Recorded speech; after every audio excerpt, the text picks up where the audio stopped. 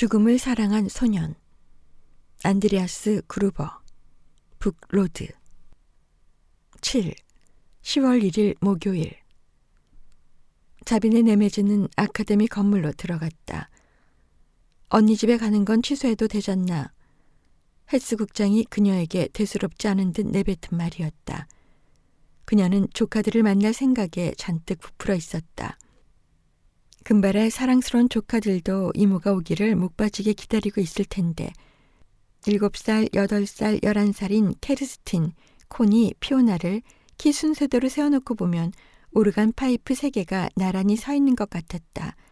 3명 모두 귀여운 말썽쟁이 소녀다. 조카들을 못 만나게 된 것보다 헬스가 그녀의 생각은 묻지도 않고 이래라 저래라 명령하는 것에 더 화가 났다. 슈나이더와 한 팀이라고? 슈나이더는 자기 옆에 누가 있는 것을 못 견디는 사람이다. 자기가 숨쉴 공기를 옆 사람이 앗아가서 생각을 할 수 없게 만든다는 게 그 이유였다. 그는 거의 자폐 환자나 다름없었다. 거기다 무리하고 남에게 상처를 잘 주는 타입이다. 그리고 그는 편두통의 극단적 변형인 군발 두통에 시달리고 있어서 끊임없이 마리화나를 피워댔고 그 때문에 상황이 더 어려워지기도 했다. 슈나이더가 어떤 사건에 몰두해 있을 때면 째깍거리는 시한폭탄처럼 아슬아슬했다. 살인범의 뇌 속으로 너무 깊이 들어간 나머지 슈나이더 자신의 생각인지 범인의 생각인지 더 이상 구분하지 못할 때가 있기 때문이었다. 하지만 그녀는 그런 면은 크게 신경 쓰이지 않았다. 다만 그녀가 정말로 참기 힘든 것은 자기보다 머리 나쁜 사람, 그러니까 세상 사람 거의 모두를 대하는 그의 오만한 태도였다.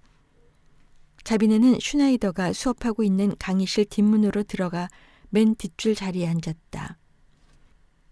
앞줄에 앉은 학생들은 아무도 그녀가 들어와 앉은 것을 눈치채지 못했다. 슈나이더는 무덤덤한 시선으로 그녀를 힐끗 쳐다보기만 했다. 슈나이더는 49살이지만 그보다 훨씬 나이가 많아 보였다. 직업 탓인 것 같았다. 짧게 면도한 구렛나룻이 귀 옆에서 시작돼 턱까지 좁은 선으로 이어져 있었다. 거무스름한 구렛나룻이 파리한 얼굴과 대조를 이뤄 음산한 흑백 영화에 나올 법한 모습을 완성시켰다. 수업이 끝나려면 아직 1시간이나 남았는데 아무래도 그때까지 기다려야 슈나이더와 이야기할 수 있을 듯 싶었다. 슈나이더가 빔 프로젝트로 벽면 스크린에 투사하는 사진들을 보고 자비네는 그가 언제나처럼 학생들 앞에서 미제 살인 사건을 다루고 있음을 알 수 있었다. 이미 해결된 사건이라면 학생들이 해답을 검색해보거나 기록 보관소에서 찾아볼 수 있겠지만 자신의 제자를 스스로 사고할 줄 아는 사람으로 키우는 것이 슈나이더의 교육 철학이었다. 자비네는 슈나이더의 설명을 한쪽 귀로만 흘려듣고 있었다. 중태에 빠졌다는 티나가 그녀의 뇌리에서 떠나지 않았기 때문이다. 어쩌다 목숨이 위태로울 정도로 중상을 입게 됐을까?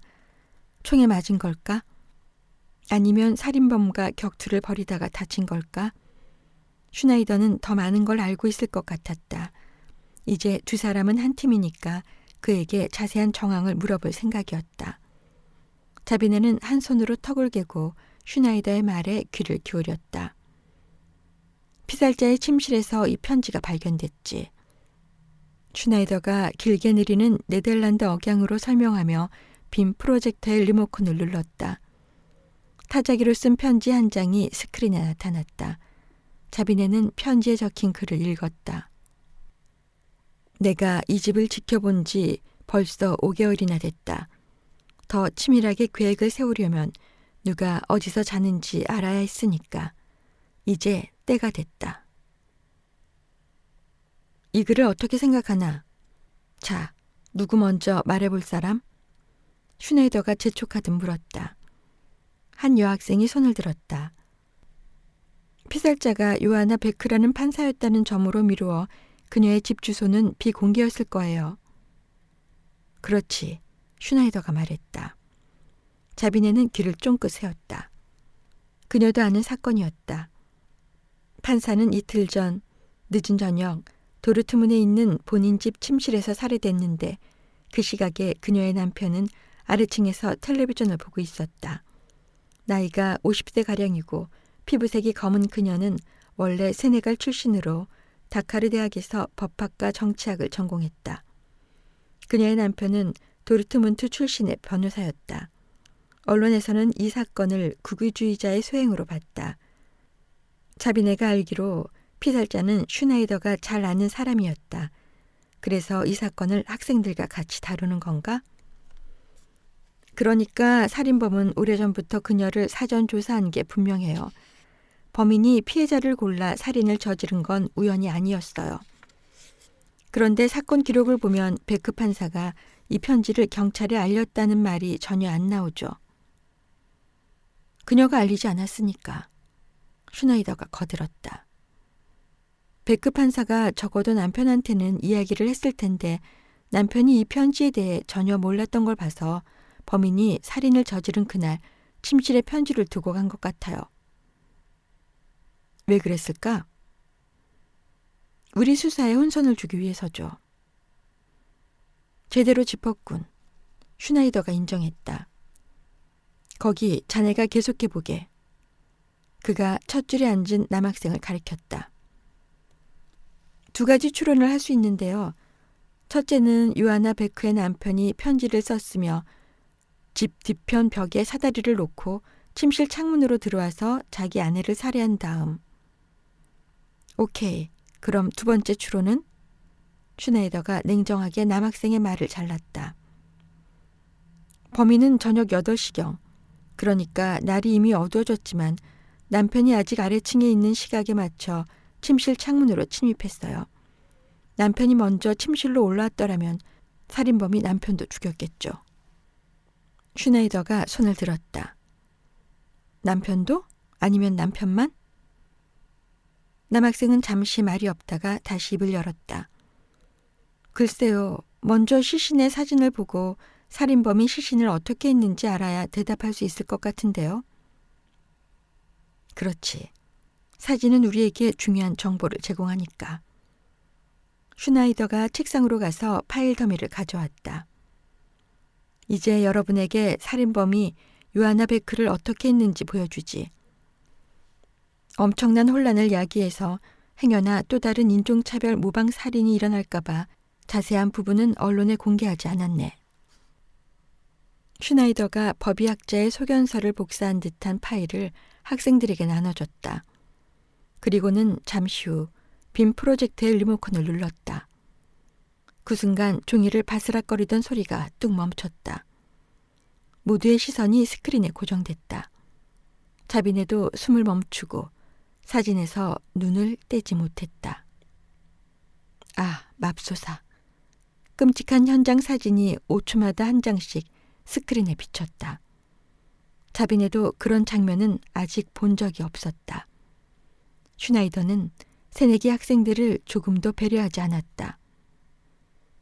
오늘 저녁 집에 가서 자신이 왜 이 직업을 선택했을까 후회하는 학생도 꽤 있을 것 같았다. 여기서 무슨 일이 있었을지 말해볼 사람?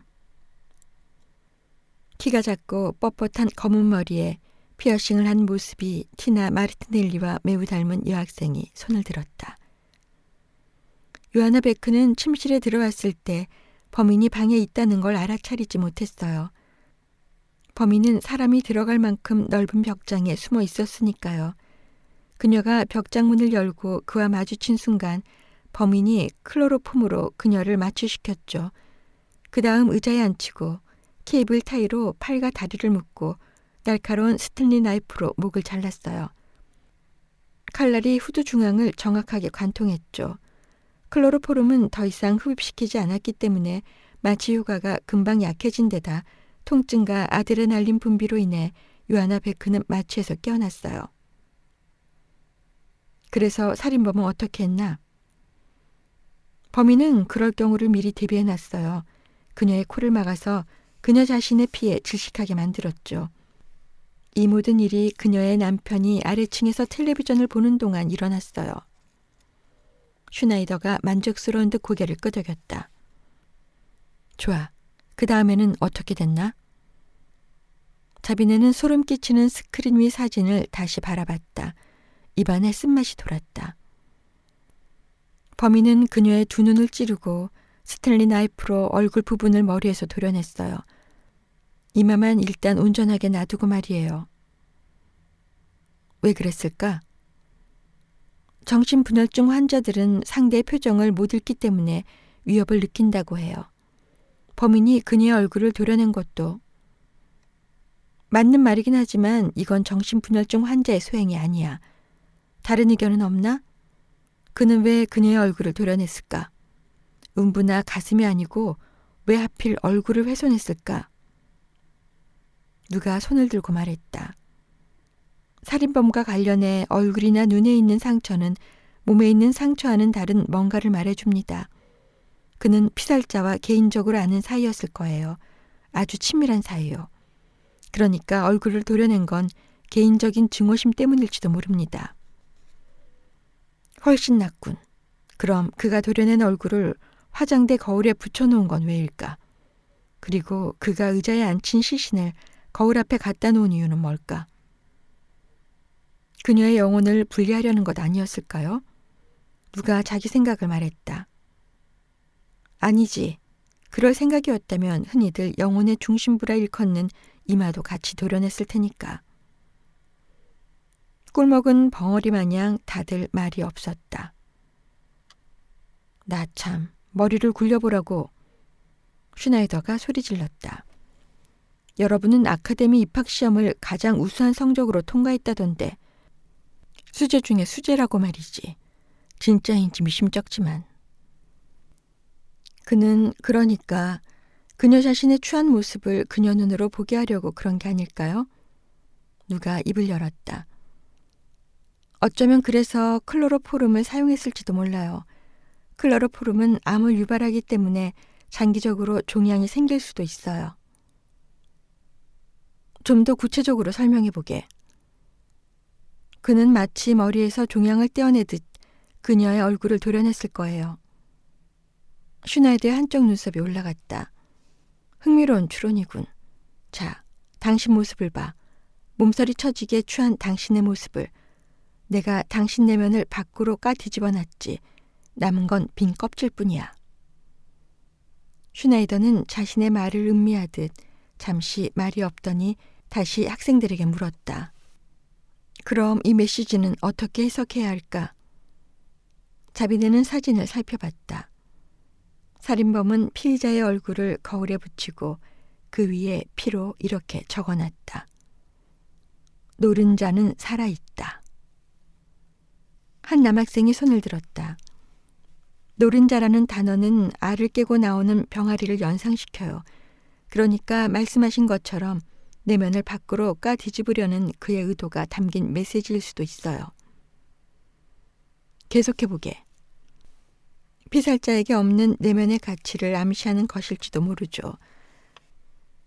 남은 건 빈 껍질뿐이야. 슈나이더가 되뇌었다. 훌륭한 추론이긴 한데 그가 한숨을 내쉬며 말했다. 진실은 우리도 모르지. 슈나이더가 요하나 베크의 이마를 확대해서 찍은 사진 한 장을 스크린에 비췄다. 자비네는 좀 전에 살인범이 피살자의 이마만 일단 온전하게 놔뒀다고 한 여학생의 말을 떠올렸다. 이 사진을 보니 여학생이 왜 일단이라고 했는지 알 것 같았다. 이제 살인범의 마지막 행동에 대해 이야기해 볼까? 피살자의 이마를 어떻게 했는지 말이야. 그는 스탠리 나이프로 이마에 심벌 하나를 새겼어요. 숫자 4처럼 보이지만 사실은 하켄크로이츠를 그리다 만 것 같아요. 남학생이 대답했다. 하켄크로이츠. 갈고리 십자가라는 뜻으로 독일 나치즘의 상징. 왜 그리다 말았을까? 슈나이더가 물었다. 남편이 계단을 올라오는 소리에 깜짝 놀라 창문으로 도망치느라 경황이 없어서. 그래서 스탠리 나이프도 침실에 놓고 갔겠죠. 남학생이 파일을 들춰보며 덧붙였다. 제가 읽어보니 범행 무기에 지문이 전혀 없었네요. 슈나이더가 고개를 끄덕였다. 처음치곤 나쁘지 않았네. 여러분은 아직 처음이라서 적응이 안 됐겠지만 교육이 끝날 때쯤이면 여기서 배운 것을 실제로 활용하게 되리라 믿네. 그가 맨 끝줄에 앉은 자비네를 쳐다보며 덧붙였다. 우리 동료 네메지 양은 최근 몇 달 새 운 좋게도 살인범을 둘이나 잡았지. 학생들이 일제히 고개를 돌려 그녀를 쳐다봤다. 뭐 하자는 거야? 그녀는 벌떡 일어나 자리를 떠나고 싶었다. 슈나이더가 그녀를 향해 계단을 올라왔다. 존경하는 동료 네메지 양. 그가 왠지 비꼬는 듯한 어조로 말했다. 우리의 추론에 동의하는지? 자비네는 조금 전에 본 사진 한 장을 떠올리며 잠시 생각에 잠겼다. 아니요, 동의할 수 없어요. 슈나이더가 동작을 멈췄다. 그 이유를 물어봐도 되겠소? 그럼요. 자비네는 시원스럽게 대답해 놓고 입을 다물었다.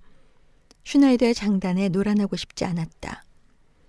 슈나이더가 입을 오므리며 물었다. 그래서 이유가 뭐요? 그러면서 동시에 손가락 3개를 들어 올렸다. 간결하고 구체적인 3문장으로 설명해 보시오. 그의 유명한 3단 논법이었다. 지난 2년간 슈나이더에게 지도를 받은 그룹에서 그녀가 한 일이라고는 간결하고 구체적인 문장으로 생각하는 것뿐이었다. 그녀가 천천히 입을 열었다.